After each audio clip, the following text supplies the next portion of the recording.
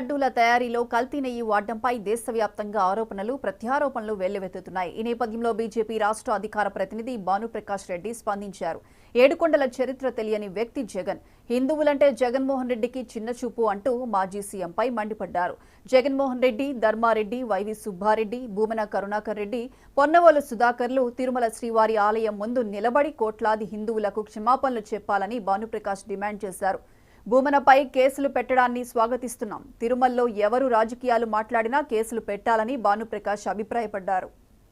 జగన్మోహన్ రెడ్డి 2019 నుంచి 24 వరకు మాకు ముఖ్యమంత్రిగా ఉండడం జరిగింది. ఏడుకొండలకి పులివెందుల దగ్గర ఉన్న గుట్టలకి తేడా తెలియని వ్యక్తి జగన్మోహన్ రెడ్డి గారు.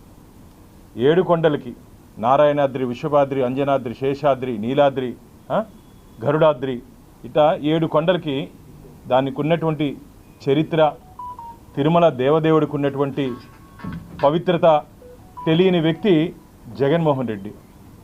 అందుకని ఆయన హిందూ మత విశ్వాసాలన్నా, హిందూ దేవుళ్ళన్నా, హిందూ పూజా విధానాలన్నా ఏం తెలియదు ఆయనకి.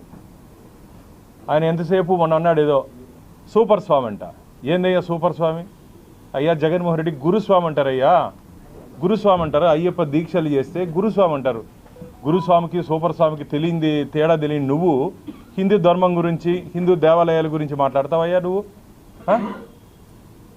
అక్కడ సూపర్ స్వామిని ఒకటి నేసినావు, ఇంకో సూపర్ మ్యాన్ ఒకటి నేసినావు, 2 చైర్మన్లు వేసినావు టీటీడీలో. వీళ్ళందరికీ సూపర్ ఈవోని ఒకటి నేసినావు ధర్మారెడ్డిని.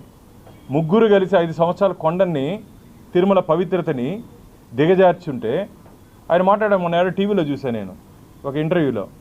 నేను గుళ్ళు కట్టించినాను,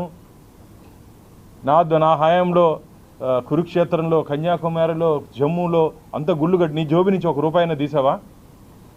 జగన్మోహన్ రెడ్డి నుంచి జోబీ నుంచి 1 రూపాయి అయినా తీసి హిందూ దేవాలయాలకి 5 సంవత్సరాల కాలంలో నువ్వేమన్నా డొనేషన్ ఇచ్చినావా? ఒక రసీదు చూపించమని చెప్పండి.